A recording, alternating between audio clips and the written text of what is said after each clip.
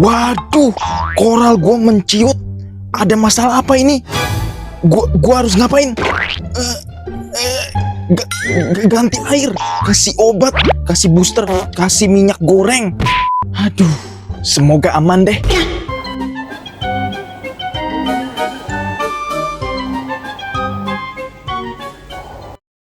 Kemarin koral gua mekar sempurna. Hari ini kok menciut. Terus kok dia nggak mau mekar-mekar lagi? Apakah kalian juga pernah mengalami hal yang sama? Udah seneng-seneng lihat koral mekar, baru aja mau dipamerin. Besoknya malah menciut seharian. Udah ditungguin bolak-balik lihat akuarium, kok nggak mekar-mekar lagi? Apa yang salah dengan ini akuarium? Lalu dengan gercep kalian ganti airnya. Biar makin mantap, coba ganti air agak banyakan deh. Nah, kira-kira cara seperti itu akan menyelamatkan atau malah menghancurkan? Yuk, langsung aja kita bahas. Di dalam dunia reef, tindakan yang baik belum tentu berguna untuk biota laut kita jika tanpa pemahaman yang benar. Itu artinya sebelum kita melakukan tindakan apapun, kita harus tahu dulu apa dasar dan akibatnya. Untuk biota laut, kestabilan lebih penting daripada mineral dan nutrien yang banyak. Nah, kalau koral menciut, biasanya ada dua penyebab guys. Penyebab paling sering adalah karena memang koral nggak akan mekar 24 jam. Ketika lampu mati, biasanya mereka menyusut untuk istirahat. Tapi terkadang juga tetap bisa mekar, walaupun keadaan gelap. Ketika lampu nyala pun, koral juga nggak selalu mekar terus. Terkadang mereka juga bisa istirahat, dan gak lama dia mekar lagi. Ya kayak kita kerja sambil ngopi lah.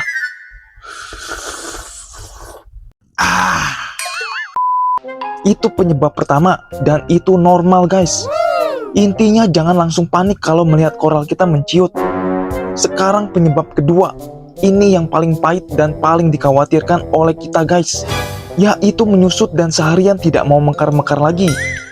Kalau udah sampai di titik ini, itu berarti koral kalian sudah kehilangan energi guys. Dan jujur aja, biasanya kalau udah begini, udah susah banget untuk memulihkannya lagi. Karena itu lebih baik kita mencegah, supaya jangan sampai koral kita masuk di fase ini. Nah, penyebab utamanya itu adalah parameter air yang goyang. Mungkin ada beberapa faktor lainnya, tapi itu kecil lah.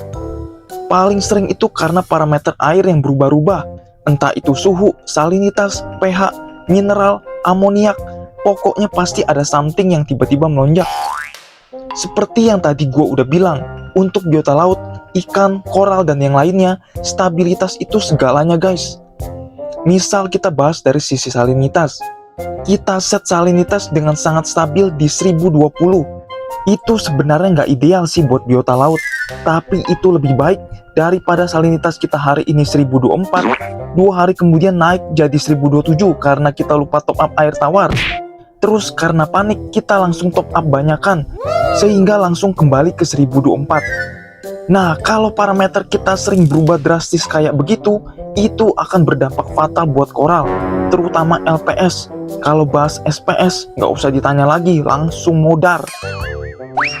Nah, itu baru dari sisi salinitas ya guys, belum parameter yang lain.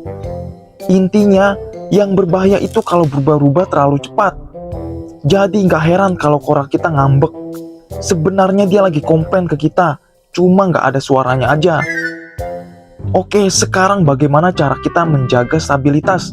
Dan faktor apa lagi sih yang bisa mengganggu stabilitas parameter air? Hal yang bisa merusak stabilitas yang pertama adalah water change dan top up air tawar. Niatnya water change supaya air bersih, ini malah bisa merusak. Ya, bisa merusak kalau cara kita salah.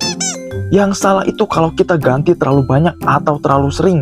Supaya air bersih dan jernih itu, solusinya bukan ganti air guys, tapi bagaimana filtrasi akuarium kita. Ganti air itu tujuannya untuk merefresh kembali air yang jenuh dan mineral-mineral yang terkandung di dalam air. Cara kita ganti air juga nggak bisa asal-asalan. Maksimal 10% per 2 minggu sekali lah. Itu supaya parameter nggak melonjak atau drop. Kalau gua ganti air paling seteko begini guys. Pokoknya tergantung volume air tank kalian. Sedikit-sedikit itu lebih baik daripada sekalian banyak. Lalu top up air tawar. Itu juga akan jadi masalah jika kita tambahinnya terlalu banyak. Kalau kita punya alat otomatis itu enak banget, tinggal alat yang kerja. Tapi kalau masih manual, ini harus hati-hati. Amannya sedikit-sedikit, misal pagi segelas kecil, malam segelas kecil lagi. Nah, itu akan membuat salinitas berubahnya sangat pelan. Sampai-sampai koral nggak tahu kalau salinitas udah berubah. Satu lagi yang penting, selalu pisahkan water change dengan top up air tawar. Jangan di hari itu kita ganti air, di hari itu juga kita nambahin air tawar. Itu supaya fluktuasi nggak terlalu parah. Oke, yang kedua penambahan biota laut. Nah, ini juga sangat bisa menggoyangkan parameter air kita. Setiap biota laut yang baru kita beli, mau ikan mau koral, mereka akan adaptasi dan stres dulu di akuarium kita. Stres itu akan membuat metabolisme bekerja tinggi, sehingga banyak limbah yang keluar, bisa lendir yang keluar, bahkan koral-koral tertentu bisa ngeluarin racun juga. Namanya juga lagi stres kan, mereka juga panik. Solusinya, aklimasilah dengan benar, supaya biota laut yang kita beli nggak terlalu stres berat. Dan jangan nambahin biota seabrek, baiknya beli sedikit-sedikit, misalnya ikannya dulu 1-2 ekor aja. Next, minggu depannya baru nambahin koral. Tujuannya supaya beban ekosistem nggak langsung terlalu berat, maka dengan itu parameter pun akan tetap stabil. Jadi ketika kita tambahin biota laut lagi, kestabilan akan tetap terjaga. Oh iya bang, gua tahu ada satu lagi yang bisa bikin goyang. Musik jedak-jeduk bang. Apaan?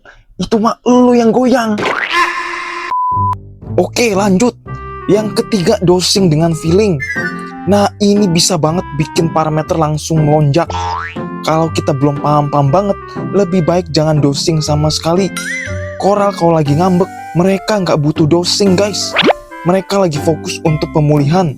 Dosing asal-asalan hanya akan memperburuk keadaan. Ini gua lagi nggak ngomongin soal SPS. Ini cuma buat soft coral sama LPS aja.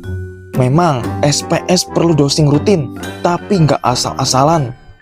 Masalahnya, kalau kita dosing tanpa tes, kita sebenarnya lagi main tebak-tebakan. Kita ngerasa alkalinity kurang, kita tambah. Ngerasa kalsium kurang, kita tambah. Padahal belum tentu kurang. Yang sering terjadi malah kebalik. Alkalinity jadi terlalu tinggi, kalsium melonjak, magnesium jadi tidak seimbang. Dan perubahan naik yang terlalu cepat itu jauh lebih berbahaya daripada parameter yang sedikit rendah. Untuk soft coral dan LPS, parameter yang sedikit di bawah normal itu masih aman. Tapi kalau naik turun terlalu cepat, nah itu yang bikin koral stres dan akhirnya menciut.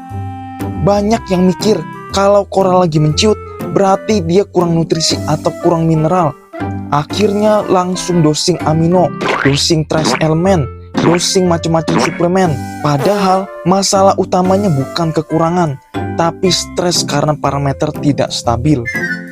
Ingat ya guys, koral yang lagi ngambek itu bukan butuh tambahan. Mereka butuh lingkungan yang tenang dan stabil supaya bisa recovery. Oke, itu dia guys, teknik dasar dalam menjaga stabilitas. Terkadang kita sepelein ini, padahal inilah penyebab utama koral kita sering menciut. Jujur aja guys, bikin reef tank itu mudah banget, tapi buat jaga stabilitasnya itu yang susah. Apalagi kalau kita masih pakai cara manual, tanpa alat-alat canggih. Minimal per 2 hari sekali harus kita cek lagi salinitasnya. Jangan tunggu sampai naik parah, baru kita tambahin air tawar. Perlu kita ketahui, semakin kecil ukuran akuarium, maka semakin cepat parameternya berubah. Kalau kalian suka video ini, kalian bisa kasih like-nya. Dan jangan lupa follow channel ini juga, supaya tidak ketinggalan update info reef tank lainnya. Sampai ketemu di next video guys. Bye-bye.